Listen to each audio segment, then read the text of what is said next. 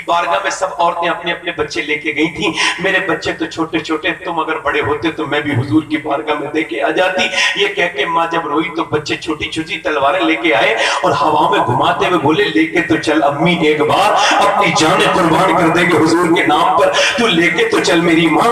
تو نے یہ کیسے سوچ لیا میری ماں تیرے دودھ کا حق ادا کر دیں گے. میرے نبی کی ہے یہ شان, بچہ بچہ ہے قربان, بچہ میرے نبی کی طرف دونوں بچے گئے. صبح کا وقت ہے, نبی نے فرمایا بڑا بیٹا, فرمایا دونوں بچے چھوٹے تو بڑے بیٹے نے تلوار چلائی, فرمایا ٹھیک ہے یہ بڑا والا چلا جائے گا مگر یہ 11 سال والا نہیں جائے گا. تو حضور اقدس کے غلاموں ان بچوں نے اپنے, وہ جو 11 سال کا بچہ تھا نا اس نے اپنے پنجوں کے بل کھڑا ہو گیا, یعنی اچکنے لگا اوپر کو. کہا حضور میں بھی جا سکتا ہوں, مجھے دیکھیے اپنے بھائی کے برابر ہوں. نبی نے فرمایا نہیں نہیں تم چھوٹے ہو. کہا میری کشتی کرا دیجئے آپ مجھ سے, میرے بھائی سے آپ مجھ سے کشتی کروا دیجئے, میری اس سے آپ زور آزمائی کروا دیجئے, اسے دنگل میں اتار دیجئے. نبی نے فرمایا ٹھیک ہے. آگے بڑھ کے اپنے بھائی کے قریب جا کے بولا دیکھ میرے بھائی, میں جانتا ہوں میرے اندر طاقت کم ہے مگر محبت تو دونوں کے برابر ہے نا. حضور سے محبت تو دونوں ہی کرتے ہیں. دیکھ تو اکیلا جائے گا, بڑوں کا کام ہوتا ہے قربانی دینے کا. اگر تو اکیلا جائے گا تو دیکھ امی کو اچھا نہیں لگے گا, دونوں بھائی شہید ہوں گے تو امی بہت خوش ہو جائیں گی. ایسا کر تو مجھے ساتھ لے چل, آج گر جا, اگر تو گر گیا تو اللہ تجھے اس کا بدلہ دے گا. پھر وہ چھوٹے چھوٹے ہاتھوں سے اپنے بھائی کے ہاتھ پکڑ کے بولا اور رو کے بولا دیکھ میں تیرا چھوٹا بھائی ہوں, مجھے میرے سامنے آج گر جا, اللہ تجھے اس کا بدلہ دے گا. اتنا سننا تھا. میرے نبی پاک قریب آئے, دونوں بچوں کے سر پہ ہاتھ رکھا اور فرمایا جب تک ایسے بچے اور ایسی مائیں دنیا میں ہیں کوئی اسلام کا بال بھی کا نہیں کر سکتا ہے.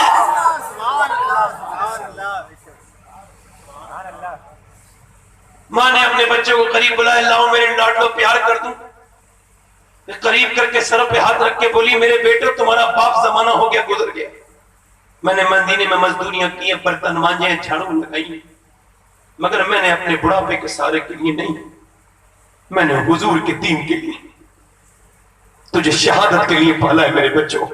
بس ایک ہی ماں تم سے کہتی ہے ایک بات کرنا, سنو میری بہنوں میری بیٹیوں, آج اس بات کو اپنے دل میں رکھ کے اللہ کرے تو اللہ سیدہ فاطمہ الزہرا کے وسیلے سے میری بہنوں کے دلوں میں بیٹھ جائے یہ بات. کیا کہہ رہی ہے وہ, کہہ لیں میرے بچوں بس ایک بات کا خیال رکھنا, جب جنگ ہونا تو میرے لاڈلو جتنے بھی تیر آئے سینے پہ آئے, اتنے بھی زخم لگے سینے پہ, پیٹھ پر زخم نہیں آنا چاہیے تاکہ لوگ دیکھیں تو سمجھ جائیں کہ مدینے کی عورتیں بزدل پیدا نہیں کرتی ہیں, شیر دل پیدا کرتی ہیں. شیر دل پیدا کرتے. مگر ایک عورت ہوتا گئی, اس کے آنے سے سارے صحابہ رونے لگے. عورت آئی آ کے بولی یا رسول اللہ میرے بچے کو بھی لے جائیں. فرمایا کہاں ہے تیرا بچہ؟ یہ تو ہے میرا بچہ. کہاں ہے؟ یہ 2.5 سال کا بچہ. میں یہ کیا کرے گا جنگ میں؟ بولی حضور آپ کی طرف تیر آتے ہیں. حضور نے فرمایا آپ کو ڈھال کی ضرورت پڑتی ہے؟ حضور نے فرمایا ہاں. فرمایا بس میرے بچے کو آپ لے لیجئے, اسے ڈھال کی جگہ میرے لال کو استعمال کریے. اگر 1-2 تیر میرے بیٹے نے روک لیا تو میں تو کامیاب ہو جاؤں گی کہ میرا بچہ میرے حضور پر قربان ہو گیا, میرے آقا پر قربان ہو گیا. پھر بولی حضور میرے پاس اس کے علاوہ کوئی دوسرا بچہ نہیں, مجھے آپ نا امید نہ کریں. فرمایا حضور نے تیری نیت اتنی بڑی ہے, تیرا بچہ شہید نہیں بھی ہوگا نا پھر بھی اللہ تجھے شہداء کی ماں کے ساتھ ہی اٹھائے گا. نبی مختار کل ہیں, جس کو جو چاہیں عطا کر دے. یہ کہا کرو سو لوگوں وہ کیسی عورتیں تھیں, وہ کیسے مرد تھے. اللہ نے اپنے نبی کو اپنے محبوب کو یار بھی چن چن کے دیے اور رشتہ دار بھی چن چن کے دیے. نہ یاروں کا جواب تھا نہ رشتہ داروں کا جواب تھا, کسی کا جواب نہیں ہے. اللہ اکبر. ایک عورت 70 سال کی بوڑھی, پورے بال سفید ہے, بولی حضور میں بھی جاؤں گی جنگ میں, تو کیا کرے گی؟ کہنے لگی زخمیوں کو پانی پلاؤں گی, مرہم پٹی کروں گے. حضور نے فرمایا ٹھیک ہے. آج کل کی کچھ بڑی ہیں, سب کی بات نہیں کر رہا ہوں, مگر وہ بدبخت منحوس قسم کی بڑی ہیں جو بوڑھی ہو گئی, پیر ان کے لٹکے ہوئے مگر بہوؤں کو پریشان کر رہی ہیں. ان بدتمیز بڑیوں کہہ رہا توبہ کر لو. مرنے والی ہو, میاں بیوی ذرا محبت سے بات کر لیں تو پھر پیٹ میں درد ہے, پھر کوئی صورت لگائے گی, کوئی جگاڑ جھوٹ جھوٹ بول کے کسی طرح سے جھگڑا کرائے گی. حضور فرماتے ہیں جو میاں بیوی میں جھگڑا کرائے اس پہ لعنت ہے, چاہے وہ ماں ہو, بہن ہو, بھائی ہو, کوئی ہو. جو میاں بیوی میں جھگڑا کرائے. ایک لڑکی میرے پاس آئی تھا, دھیان سے سنا اس درد کو. کہنے لگی سید صاحب دعا کر دیں. میں کہا کیا ہوا؟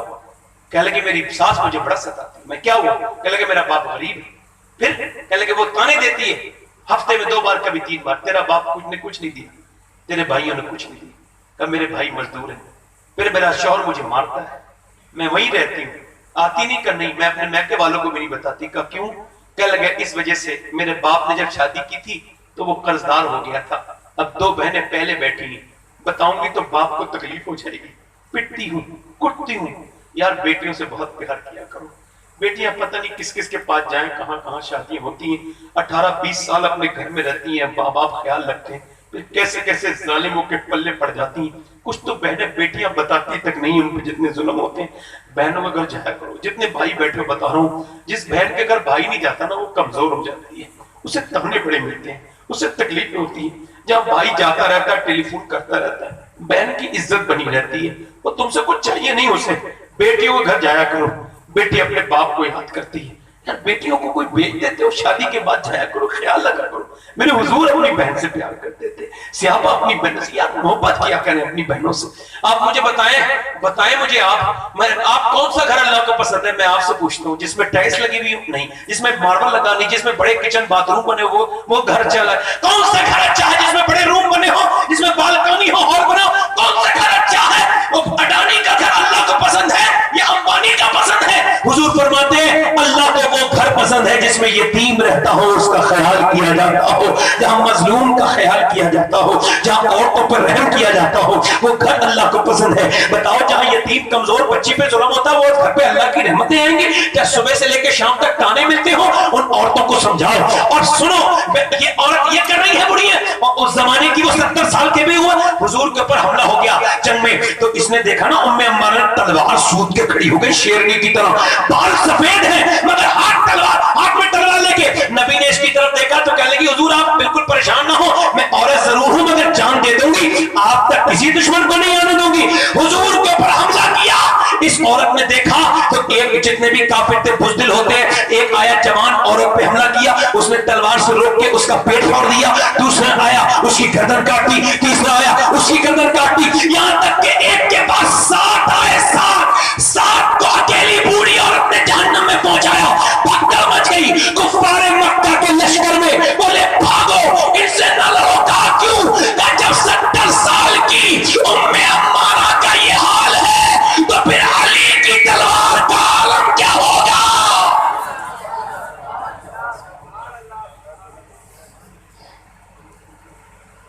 ایک عورت نماز پڑھ رہی ہے مدینے میں، سنو میری بہنوں میری بیٹیوں کو سنا دینا، یہ بات پہنچا دینا، الگ سے یہ بات میرے گھر میں پہنچاؤ بیٹیوں کو۔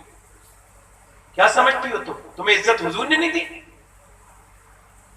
کہتی ہیں ہمیں آزادی چاہیے، کپڑے پہننے کی آزادی، اچھا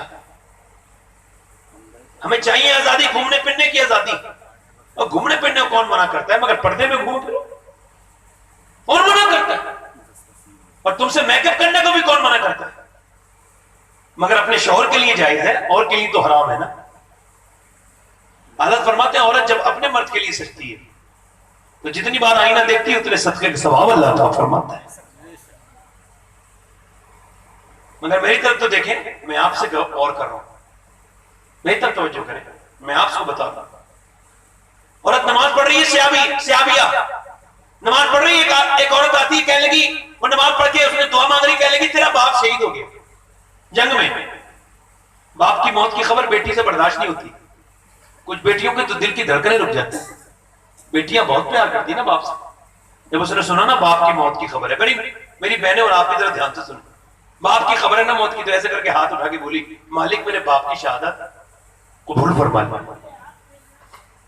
روئی نہیں، چیخی چلائی نہیں۔ پھر کسی نے کہا پوری بات تو سن لے، تیرا بھائی گیا تھا نا وہ بھی شہید ہو گیا، اب تو اس کا پورا جسم کانپ گیا، اب تو ایسا لگتا ہے جب جان نکل جائے، کانپتے ہوئے ہاتھوں سے آنسوؤں کو روک رہی ہے، روکتے روکتے بولی اللہ بھائی کی شہادت قبول۔ پھر کسی نے کہا اور سن تیرا باپ بھی شہید، تیرا شوہر گیا تھا نا وہ بھی شہید ہو گیا۔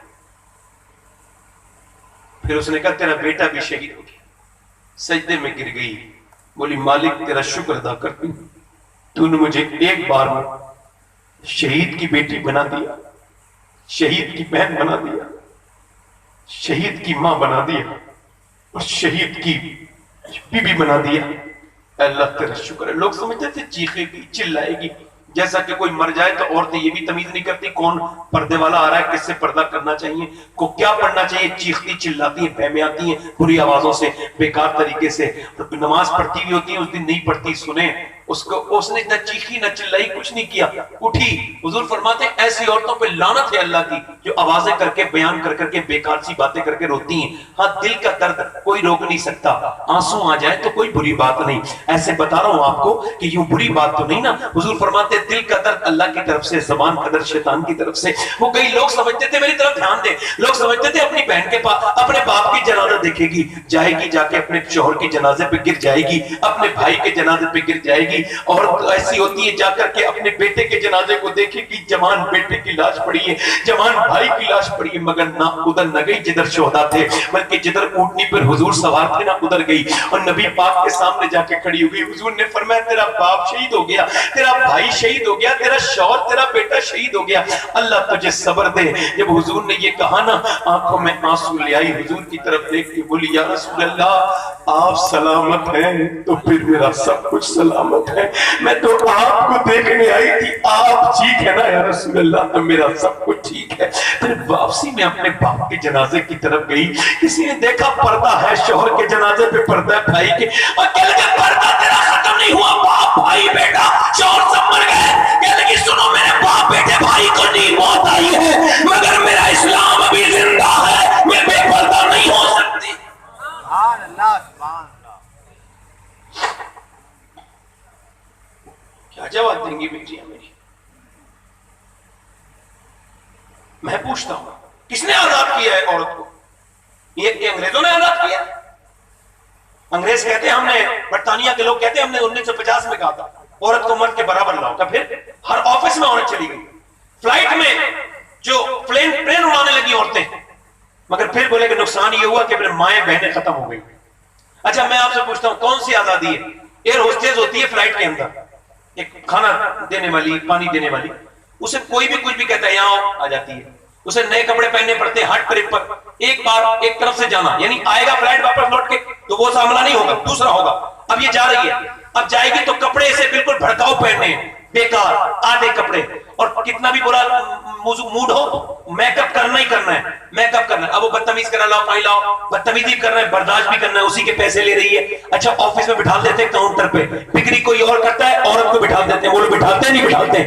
آپ کو پتا نہیں بچے ہیں لوگ، انہیں پتا نہیں کیوں بٹھاتے، ارے کیوں بٹھاتے ہیں؟ ایجنسیوں میں عورتوں کو بٹھاتے ہیں لڑکیوں کو میک اپ کرا کے، سب کو پتا نہیں ہے، وہ اس کا فائدہ اٹھاتے ہیں، عورت ذات کا فائدہ اٹھاتے ہیں. مجھے بتاؤ وہ عورت جس کا دل نہیں چاہتا ہے میک اپ کرنا پڑ رہا ہے، دل نہیں چاہ رہا ہے کپڑے پہننے پڑ رہے ہیں، دل نہیں چاہ رہا ہے فلائٹ میں جانا پڑ رہا ہے، دل نہیں چاہ رہا ہے کسی بدتمیز کی باتیں برداشت کرنا پڑ رہی ہے، وہ آزاد ہے یا جو گھر میں بیٹھی ہے شوہر آیا آ کے بولا لاؤ مجھے کھانا دو، کہہ لگی آج میں نے کھانا بنایا نہیں، جاؤ ہوٹل پہ لے آؤ، یا پھر بچہ کہہ رہا ہے یہ بنا دو، میں نہیں بناؤں گا، چل میں نہیں بناؤں گی، چل چلی جائے، چلا جائے یہاں سے، کل میں بنا دوں گی. مجھے بتاؤ تو جو اپنی مرضی سے سو رہی ہے، اپنی مرضی سے جاگ رہی ہے، وہ آزاد ہے یا وہ آزاد ہے جو نہ اپنی مرضی سے سو رہی ہے نہ جاگ رہی ہے، جو چاہے وہ دوسروں کی مرضی پر منحصر ہے؟ بتاؤ کون آزاد ہے؟ جسے انگریز نے آزاد کیا وہ آزاد ہے یا جسے میرے نبی نے آزاد کیا وہ آزاد ہے؟ سبحان اللہ بے شک. کون آزاد ہے بولو.